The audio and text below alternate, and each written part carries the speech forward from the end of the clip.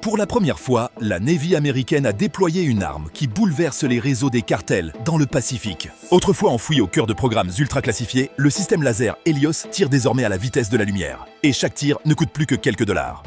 Est-ce la percée qui pourrait enfin démanteler des routes de contrebande valant des milliards de dollars? Et quelles images inédites révèlent la puissance brute de ces tirs laser en mer? La situation évolue très vite. La plupart du temps, on l'atteint réellement et cela perce un trou. Un effet cinétique qui le fait chuter du ciel en raison de ce trou brûlé. Rejoignez-nous tandis que ces armes laser de pointe de la marine ciblent désormais les cartels. Ce n'est pas un système d'armes spécialisé, contrairement à d'autres équipements de l'armée, efficace uniquement contre des contacts aériens ou seulement contre des cibles de surface. Le coup de la défense. Au large des côtes californiennes, le patrouilleur des gardes-côtes américains, le Monroe, a terminé une longue mission en débarquant l'une des plus grosses saisies de ces dernières années, plus de 13 000 kilos de cocaïne. Cette prise, dont la valeur marchande est estimée à plusieurs centaines de millions, est le résultat d'une série d'interceptions coordonnées dans tout l'est du Pacifique. De petits bateaux rapides parcouraient la zone après la nuit tombée, leurs coques brillantes, leur sillage disparaissant peu à peu. Au-dessus d'eux, des réseaux de drones sans pilote surveillaient en continu. Certains servaient d'éclaireurs, transmettant des vidéos aux opérateurs restés à terre. D'autres devenaient les yeux des pilotes sur place, leur donnant des coordonnées GPS précises et des indications de timing pour permettre aux équipages d'enchaîner des virages serrés dans les chenaux ou de se glisser dans des criques à l'abri. Quelques drones formaient même des chaînes de relais, transmettant les signaux pour maintenir les équipes connectées. Lors de plusieurs missions, les opérateurs ont eu recours à des tactiques de diversion. Un drone s'éloignait en projetant des lumières ou en lâchant un petit signal pour attirer l'attention, tandis qu'un appareil compagnon descendait plus bas et marquait le véritable point de largage. Parfois, plusieurs drones orbitant à différentes altitudes offraient une image si complète que les opérateurs pouvaient donner le cap et la vitesse en temps réel, synchronisant l'allure des bateaux, la consommation de carburant et les créneaux de rendez-vous. Cette coordination étroite a transformé la simple contrebande en une véritable opération militaire de précision. Face à ce dispositif, la marine a parfois choisi d'utiliser un missile Standard 6, un intercepteur très rapide lancé depuis un navire, qui coûte environ 4,3 millions de dollars par tir. Le SM-6 peut être lancé depuis un destroyer ou un croiseur, recevoir un guidage en milieu de trajectoire grâce au capteur du navire, puis activer son propre autodirecteur pour atteindre sa cible. Il utilise un guidage inertiel embarqué, mis à jour par la flotte, pour suivre des menaces en mouvement et frapper en phase terminale, en s'appuyant à la fois sur les réseaux navals et sur son autodirecteur actif pour détecter et détruire des cibles aériennes à longue portée. Ce coup a obligé les commandants sur place à faire des choix difficiles. Face à un essaim de petits drones bon marché, ils devaient décider s'il valait vraiment la peine de tirer un intercepteur à plusieurs millions sur une cible qui n'en valait que quelques milliers. Les drones ont étendu la portée du cartel. Depuis des refuges éloignés, les opérateurs pouvaient coordonner les attaques.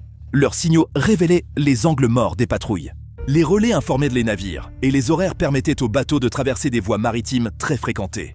Les opérations de contrebande sont devenues de véritables actions synchronisées, avec des coordinateurs à terre guidant les capitaines comme dans une chorégraphie maritime. La saisie réalisée par le Monroe a révélé l'ampleur du trafic et le fossé tactique créé par de minuscules capteurs et des appareils à bas coût. Elle a aussi montré clairement qu'il faut une réponse différente et que les tactiques doivent évoluer. Le visage de la lutte contre les cartels pourrait être sur le point de changer grâce à une nouvelle arme laser. La lumière qui frappe. La marine a surpris beaucoup de monde lorsqu'elle a publié une photo dans son rapport de janvier 2025, montrant le laser haute énergie de l'USS Preble testé sur une cible drone. L'image n'avait rien d'un décor de science-fiction. C'était la preuve qu'un navire tire désormais une lumière puissante et concentrée sur de vraies cibles en vol. Les lasers, ces armes énergétiques que l'on voyait dans Star Wars ou Star Trek, ont quitté l'écran pour entrer dans la réalité. Les armes laser ne relèvent plus de la science-fiction. Un laser, c'est essentiellement de la lumière organisée et concentrée en un faisceau puissant. Une simple lampe de bureau diffuse sa lumière dans toutes les directions, avec des ondes de différentes couleurs et phases. Un laser, lui, produit une seule couleur et aligne tous les sommets d'ondes pour qu'ils avancent ensemble. Le faisceau devient alors très serré et très stable. En y injectant beaucoup d'énergie, il peut transporter une puissance énorme sur de longues distances sans se disperser comme une lumière classique. Un système laser embarqué repose sur quelques éléments simples qui font l'essentiel du travail. Premièrement, une source d'énergie, de gros convertisseurs et des batteries qui transforment l'électricité du navire en un flux constant. Deuxièmement, le laser lui-même, un ensemble de modules à semi-conducteurs qui génèrent des photons. Troisièmement, le directeur de faisceau et l'optique, les miroirs, les lentilles et les caméras de suivi qui dirigent le faisceau et le maintiennent sur la cible. Quatrièmement, l'équipement de refroidissement. Les lasers chauffent vite et le système doit évacuer cette chaleur pour continuer à tirer. Enfin, le logiciel qui relie l'ensemble aux radars et capteurs du navire, afin que le laser puisse détecter et suivre un objet minuscule et rapide. Comment arrête-t-il un drone, un missile ou un petit bateau? Le mot-clé, c'est le temps de maintien. Les capteurs du navire détectent d'abord la menace et transmettent une trajectoire précise au directeur de faisceau. Le laser se verrouille ensuite dessus et maintient le point d'impact sur une petite zone de la cible. La lumière, c'est de l'énergie. Le faisceau déverse une chaleur intense sur une toute petite zone. Sur un drone, cette chaleur peut faire fondre les arbres d'hélice, griller les moteurs ou brûler les revêtements composites jusqu'à ce que l'appareil tombe. Sur un missile, un chauffage ciblé peut aveugler les capteurs, brûler le câblage ou fragiliser la coque au point que les surfaces de contrôle cèdent ou que les composants internes cessent de fonctionner. L'effet dépend de la puissance et du temps pendant lequel le faisceau reste verrouillé sur la cible. Les lasers offrent de grands avantages. Ils frappent à la vitesse de la lumière et ne demandent aucune anticipation pour toucher des cibles rapides ou proches. Le coût d'un tir se résume surtout à l'électricité et non à un missile valant plusieurs millions de dollars, ce qui est important quand des drones bon marché attaquent de tous les côtés. Les lasers sont aussi modulables, faible puissance pour éblouir ou avertir, puissance plus élevée pour endommager et encore plus forte pour percer les structures. Des tests passés montrent que les lasers installés sur les navires peuvent neutraliser des drones et de petites embarcations. Des systèmes plus puissants pourraient affronter des menaces plus rapides et plus dangereuses à mesure que la technologie progresse. Helios, le laser de 60 kW de la marine, protège les navires. Helios signifie laser à haute énergie avec éblouisseur optique intégré et surveillance. C'est un outil compact mais puissant conçu pour protéger les navires de guerre. C'est un système de 60 kW monté sur un navire qui réunit 3 éléments en un seul ensemble défensif. Un laser à haute énergie pour une hard kill, un éblouisseur optique pour une soft kill et une caméra de surveillance dédiée. Lockheed Martin l'a conçu pour s'intégrer au système de combat Aegis de la marine, afin qu'il utilise les données des capteurs des navires et rejoigne le dispositif de défense élargi de la flotte. Ce qui rend Helios impressionnant, c'est qu'il agit à la vitesse de la lumière et peut coûter beaucoup moins cher à employer que de tirer un missile. Au centre se trouve le laser à haute énergie, la partie conçue pour arrêter physiquement une menace. Le faisceau du laser envoie une énergie intense sur une petite zone et continue d'y projeter de l'énergie. Cette énergie se transforme en chaleur.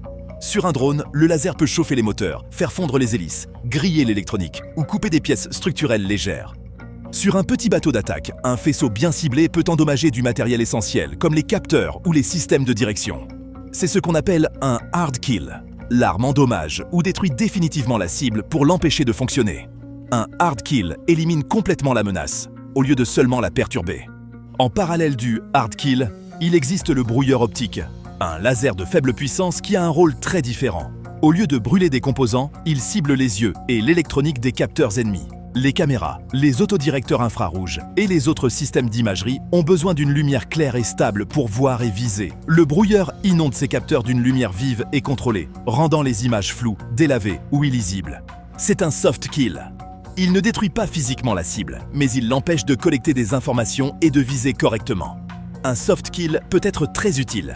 Il peut empêcher un drone de suivre un navire le temps que celui-ci change de position ou que d'autres défenses interviennent. Cela peut obliger un petit bateau à naviguer à l'aveugle, ce qui facilite la gestion de la situation sans couler quoi que ce soit. Comme une neutralisation douce détruit rarement du matériel ou ne fait presque jamais de victimes, les commandants peuvent s'en servir pour éviter l'escalade et conserver des preuves pour les forces de l'ordre ou les tribunaux. En bref, une neutralisation douce fait gagner du temps et offre plus de choix. On désactive les capteurs maintenant et on termine le travail plus tard si nécessaire. Helios comprend aussi un système de caméra de surveillance dédié. Cette caméra fait partie de l'ensemble et permet de voir précisément ce que les lasers visent. Le système est conçu pour fonctionner à bord des navires et pour s'intégrer aux équipements déjà en place. La marine utilise Helios comme un outil supplémentaire pour défendre ses navires, un outil qui agit à la vitesse de la lumière et qui présente un ensemble de compromis différents de ceux des armes traditionnelles. Deux caractéristiques simples expliquent pourquoi Helios attire l'attention. Premièrement, il frappe à la vitesse de la lumière. L'effet d'un laser arrive instantanément le long du faisceau, ce qui change la rapidité avec laquelle un navire peut réagir à des menaces petites et rapides. Deuxièmement, le système cherche à être rentable. Il utilise l'énergie électrique plutôt que des munitions coûteuses, et c'est important quand les menaces sont nombreuses et bon marché. L'USS Preble. Pourquoi faire? Si vous voulez un navire pour tester des armes de pointe en mer, vous n'utilisez pas un modèle basique. Vous choisissez un navire qui possède déjà les capteurs, les armes et les systèmes nécessaires pour intégrer de nouveaux équipements dans la flotte. C'est exactement pour cette raison que la marine a choisi l'USS Preble pour embarquer Helios. Le Preble dispose des systèmes qui en font un banc d'essai idéal. Le système de combat Aegis, un puissant radar AN/SPI-1D, un vaste système de lancement vertical et un ensemble complet d'armes et d'hélicoptères embarqués. Mises ensemble, ces capacités font du Preble une plateforme flexible et performante pour tester de nouvelles défenses. Au cœur de l'équipement de haute technologie du Preble se trouve le système de combat Aegis. Aegis est le cerveau avancé de commandement et de contrôle de la marine. Il relie le radar, le suivi, le contrôle de tir et les armes, permettant aux navires de détecter des menaces lointaines et de gérer plusieurs cibles en même temps. La classe Harlech-Burke a été le premier destroyer conçu autour d'Aegis. Cela signifie que le Preble a été pensé dès le départ pour utiliser des capteurs complexes et gérer de nombreuses armes sans perdre l'équipage. Un élément clé de cette configuration est le radar à antenne phasé AN/SPI-1D, les yeux du navire. Ce n'est pas une antenne rotative qui ne regarde qu'une direction à la fois. Le SPI-1D utilise des panneaux fixes qui émettent et reçoivent des faisceaux dans plusieurs directions en même temps. Avec 4 faisceaux qui travaillent ensemble, le radar peut rechercher, suivre et guider des missiles en même temps. Il peut gérer plus de 100 cibles et ajuster sa focalisation selon les besoins, en améliorant la détection dans une direction sans perdre de vue le reste. Ce type de radar donne aux navires une conscience situationnelle immédiate et continue, ce qui est essentiel face à des menaces rapides comme les drones ou les petites embarcations d'attaque. La puissance de feu et l'espace de lancement du Preble en ont aussi fait un choix de premier plan. Il embarque un système de lancement vertical MK41 de 90 cellules, réparties en 2 blocs. Ces cellules peuvent être remplies d'un mélange d'armes selon la mission.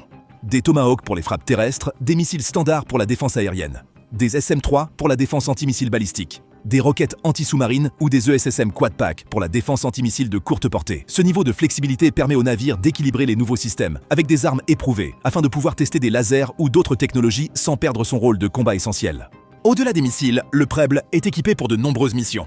Il est équipé de lanceurs de missiles Harpoon pour la lutte anti-navire, de tubes lance-torpilles avec des torpilles MK46 ou MK50 pour la lutte anti-sous-marine, de 2 hélicoptères MH-60R Seahawk pour la chasse aux sous-marins et la surveillance, et d'un canon de 5 pouces à longue portée pour les cibles de surface. Des défenses à courte portée comme le Phalanx CIWS et le canon M242 Bushmaster assurent une protection rapprochée. Cet ensemble complet, avec sa longue portée, sa puissance de feu à courte distance et ses moyens aériens et sous-marins, permet au Preble d'opérer dans de nombreux environnements menaçants, tout en accueillant de nouveaux systèmes. Une autre raison pour laquelle le Preble était un bon choix est que cette classe de navire est déjà très répandue et largement utilisée. Les destroyers Harlech-Burke sont l'épine dorsale de nombreuses flottes, et les leçons tirées d'un seul navire peuvent être partagées avec beaucoup d'autres. Si un système fonctionne bien à bord du Preble, il est plus facile d'étendre ce succès aux navires jumeaux. Tout cela s'additionne. Le Preble possède un cerveau de combat éprouvé, des capteurs puissants et flexibles, de la place pour de nombreux types d'armes, des hélicoptères, des canons et des défenses à courte portée. Ce mélange le rend idéal pour tester et intégrer de nouvelles technologies, car le navire peut détecter les menaces, essayer de nouvelles ripostes et se défendre avec ses armes existantes, si nécessaire. Maintenant, voyons pourquoi les lasers changent la manière dont les armées stoppent missiles et drones. L'avantage du laser. Les lasers frappent à la vitesse de la lumière, donc il n'y a presque aucun délai entre la détection d'une menace et l'attaque. Cela signifie que les cibles rapides ont beaucoup moins de chances d'esquiver ou de tromper les défenses. Un faisceau lumineux reste droit et précis, ce qui permet aux opérateurs de viser de petites zones critiques d'un drone ou d'un missile arrivant et de le désactiver sans tout détruire autour. Ce niveau de précision réduit les risques pour les personnes et les biens et rend les actions de suivi plus claires et plus sûres. L'argent compte en temps de guerre et les lasers changent la donne. Les intercepteurs et missiles traditionnels coûtent des dizaines de milliers à plusieurs millions de dollars chacun, tandis qu'un tir laser coûte surtout de l'électricité. Une fois qu'un navire ou un avion dispose du matériel laser et des systèmes d'alimentation, chaque tir peut se compter en dollars, voire en centimes, au lieu de centaines de milliers. Pour les forces confrontées à des essaims de drones bon marché, cette différence est énorme. Au lieu de gaspiller des intercepteurs coûteux contre des menaces à faible coût, les équipages peuvent gérer leur énergie et continuer à se défendre bien plus longtemps. Les lasers changent aussi la logistique. Les canons et les missiles nécessitent des chargeurs, de l'espace de stockage et des missions de réapprovisionnement qui exposent navires et convois au danger. Un laser, lui, peut continuer à tirer tant que la plateforme est alimentée. Sur un navire bien motorisé, comme un vaisseau équipé du système Helios, cela permet une défense continue sans transporter de lourdes charges d'intercepteurs. La puissance devient la ressource clé, pas les caisses de munitions. Cela simplifie la planification et réduit la pression sur les lignes d'approvisionnement et les missions de ravitaillement. La polyvalence est un autre atout majeur. On peut ajuster la puissance du laser. Une faible impulsion peut éblouir ou aveugler un capteur, permettant aux équipes de renseignement de surveiller une cible sans la détruire. Une puissance plus élevée brûle les moteurs, les surfaces de contrôle ou les conduites de carburant. Cela permet au commandant de choisir le niveau de force adapté à chaque situation, d'arrêter un drone sans aller jusqu'à une destruction totale ou de neutraliser une menace plus résistante si nécessaire. Un seul système peut remplir de nombreux rôles, remplacer plusieurs types d'armes et offrir aux équipages des options plus flexibles. Les lasers sont silencieux et sans recul. Il n'y a pas de détonation, pas de fort contre-coup et pas de longues traînées de fumée. Cela rend les plateformes plus stables et plus difficiles à détecter. Les navires et les avions peuvent rester stables et précis pour les tirs de suivi. Le silence aide aussi à masquer la source de la frappe, ce qui peut être un avantage tactique lorsque révéler une position pourrait entraîner des contre-attaques. Pour les équipages, cela signifie moins de tension physique et une utilisation plus simple dans les moments critiques. Plus important encore, les lasers changent la défense. On ne compte plus les intercepteurs, on gère la puissance et l'information. Ils permettent aux défenseurs de réagir plus vite, de dépenser moins et de choisir des effets précis sur les cibles. Pour les pays et les forces confrontées à un grand nombre de petites menaces bon marché, ce n'est pas seulement un progrès technologique, c'est une nouvelle manière de mener les combats et d'utiliser les budgets. Des systèmes comme Helios font passer l'énergie dirigée des tests en laboratoire aux missions réelles. En matière de ressources, les défenseurs gagnent une endurance et une portée autrefois impossibles, ce qui modifie les stratégies et oblige l'ennemi à repenser les attaques bon marché. Un faisceau plus puissant, un pas plus grand. Le laser Helios, avec sa puissance de 60 kW, a ouvert la voie en montrant que les lasers pouvaient vaincre des cibles petites et agiles. Mais le véritable tournant a été le système de 150 kW de l'USS Portland, qui a marqué un bond important en puissance de destruction. Passer d'un laser naval de 60 kW à un système de 150 kW était bien plus qu'une simple différence de chiffres. C'était une vraie avancée pour la défense des navires. Les petits lasers sont surtout utiles contre les petites menaces. Le démonstrateur de système d'armes laser de 150 kW, le LWSD, a franchi cette étape. Il a été installé sur l'USS Portland pour observer ce qui se passe quand on place un laser électrique bien plus puissant sur un véritable navire de guerre et qu'on le déploie en pleine mer. L'objectif du LWSD était de tester si un laser à haute énergie pouvait suivre et détruire les menaces modernes, comme les véhicules aériens sans pilote, les drones et les petites embarcations armées. Les ingénieurs et les marins voulaient savoir si un grand laser électrique pouvait être efficace en dehors d'un laboratoire, et s'il pouvait résister au milieu marin agité, humide et venteux. Le navire embarquait le système dans le cadre du programme de maturation technologique des lasers à semi-conducteurs embarqués. Dès le premier jour à bord du Portland, les tests se sont concentrés sur des conditions répétables et difficiles. Cela comptait, car l'océan n'est pas un environnement contrôlé.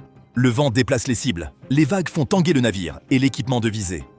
La pluie et le brouillard dispersent la lumière et réduisent la puissance du laser. Une arme qui ne fonctionne que par temps parfait serait inutile dans de vrais combats, donc le LWSD a été testé dans des environnements réels.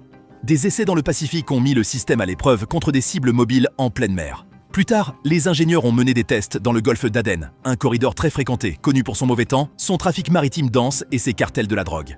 Au cours de ces essais, le démonstrateur a montré quelque chose d'important. Il pouvait verrouiller des drones et des cibles fixes et résister au vent, aux vagues, à la pluie et au brouillard. Ce ne sont pas de petits exploits. Les tests ont prouvé que le concept pouvait survivre et fonctionner là où les marins en auraient réellement besoin. Pourquoi un laser plus puissant est-il important? À un niveau simple, plus de puissance signifie plus d'effet. Un laser de 150 kW peut appliquer de l'énergie plus vite ou à plus longue portée qu'un système plus petit. Il peut ainsi endommager des cibles plus résistantes ou réduire le temps nécessaire pour les neutraliser. Mais l'objectif du démonstrateur n'était pas seulement la puissance brute. Il s'agissait d'apprendre comment le navire, l'équipage et la machine fonctionnent ensemble. Les marins peuvent-ils le viser par mer agitée? Le système d'énergie du navire peut-il l'alimenter de façon fiable? Les capteurs de ciblage peuvent-ils transmettre les pistes assez vite? Le LWSD a répondu à beaucoup de ces questions opérationnelles. Au fil des années d'essais, il a fait plus que réussir des tirs. Il a créé une véritable expérience. Les marins ont appris à utiliser et entretenir le système. Les techniciens ont ajusté le logiciel et l'optique, et les ingénieurs ont recueilli des données sur les performances en conditions réelles. Northrop Grumman a formé les équipages et a aidé à la montée en puissance. Cette formation a transformé des prototypes en savoir-faire pratique à bord d'un navire déployé. Quand la période d'essai du Portland a pris fin, le LWSD a été retiré. Ce retrait ne signifiait pas un échec. Cela signifiait que la mission pour laquelle il avait été envoyé, recueillir des données concrètes et prouver des concepts en mer, était terminée. Les leçons et les journaux de bord du déploiement font maintenant partie des prochaines étapes. Les ingénieurs et les planificateurs peuvent utiliser ces informations pour concevoir la prochaine génération de systèmes d'énergie dirigés, affiner les tactiques et réfléchir à l'intégration des lasers dans les défenses en couche de la flotte. Le LWSD, installé sur l'USS Portland, a été une étape majeure. Un laser électrique de 150 kW a survécu à de vraies conditions de mer et a montré qu'il pouvait engager des menaces modernes. Il a relié les idées du laboratoire à la réalité de la flotte, donné aux marins une expérience concrète et laissé une base de données pour guider les futurs systèmes. En bref, cela a transformé une idée ambitieuse en savoir-faire pratique, le travail nécessaire avant qu'une nouvelle arme ne devienne courante dans la marine. La puissance dans un faisceau. La marine fait un grand pas vers l'avenir de la guerre avec un nouveau projet puissant appelé Songpo, une arme laser de 400 kW conçue pour arrêter presque tout ce qui vole vers elle. Des essaims de drones aux missiles hypersoniques et autres menaces à grande vitesse, Songpo est conçu pour les abattre tous du ciel en quelques secondes. Ce n'est pas juste un autre laser, c'est une amélioration majeure qui doit transformer la défense navale. Les lasers navals actuels, comme le Laoes de 30 kW et le Helios de 60 kW, ont montré leur potentiel. Mais Songpo les dépasse largement. Le système combine plusieurs modules laser de 50 kW en un faisceau extrêmement puissant grâce à un dispositif avancé de contrôle du faisceau. Cette configuration permet au laser d'augmenter sa puissance sans perdre en précision, ce qui est essentiel pour toucher de petites cibles rapides par temps imprévisible. Mais Songpo ne sert pas seulement à abattre des cibles. Il peut aussi servir à d'autres tâches, comme la télédétection, le suivi ou l'illumination de cibles pour d'autres armes.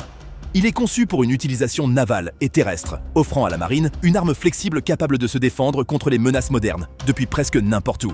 L'un des plus grands avantages de Songpo est son rapport coût-efficacité. Chaque tir laser ne coûte que quelques dollars, entre 1 et 10 $, alors qu'un missile traditionnel peut coûter des millions. Cette différence compte. Lors de récentes opérations navales dans des zones comme la mer Rouge et le golfe d'Aden, des navires ont tiré plus de 100 missiles intercepteurs, chacun valant jusqu'à 4 millions de dollars, pour arrêter moins de 100 projectiles. Songpo offre une manière plus intelligente, moins coûteuse et plus durable de faire face à ce type d'attaque. Tant qu'un vaisseau est alimenté, il peut tirer sans interruption, sans avoir besoin de se réapprovisionner en missiles. Et puis, la vitesse. Rien ne bat la lumière. Contrairement à un missile qui met plusieurs secondes, un faisceau laser atteint sa cible immédiatement. Cela signifie que Songpo peut intercepter plusieurs menaces entrantes, coup sur coup, sans jamais manquer de munitions. Il offre une protection continue, avec un délai presque nul, un atout crucial dans les combats de haute intensité où chaque seconde compte. L'US Navy a attribué un contrat de 29,9 millions de dollars à Coherent Aerospace and Defense en Californie pour concrétiser Songpo. L'entreprise doit développer le système complet de 400 kW en combinant plusieurs modules de 50 kW et en ajustant une optique de précision adaptée à l'usage naval. Grâce à son expérience dans la production de lasers, d'amplificateurs et de fibres optiques de haute qualité, Coherent est bien placé pour répondre aux exigences techniques du projet. L'objectif est de terminer le développement d'ici janvier 2027 avec un financement initial issu du budget de recherche et d'essai de la marine pour 2024. Les limites des armes laser. Les armes laser promettent rapidité, précision et des munitions presque illimitées. Mais elles doivent faire face à de vraies limites qui les rendent loin d'être parfaites. L'un des plus grands défis, c'est l'air lui-même. L'atmosphère est pleine de particules, d'humidité et de gaz qui perturbent le faisceau pendant son trajet. Le brouillard, la pluie, la fumée, la poussière et les nuages dispersent et absorbent la lumière, cassant sa focalisation et réduisant sa puissance. Au lieu de délivrer toute sa puissance à une cible, le faisceau se déforme et perd de l'intensité bien avant d'arriver.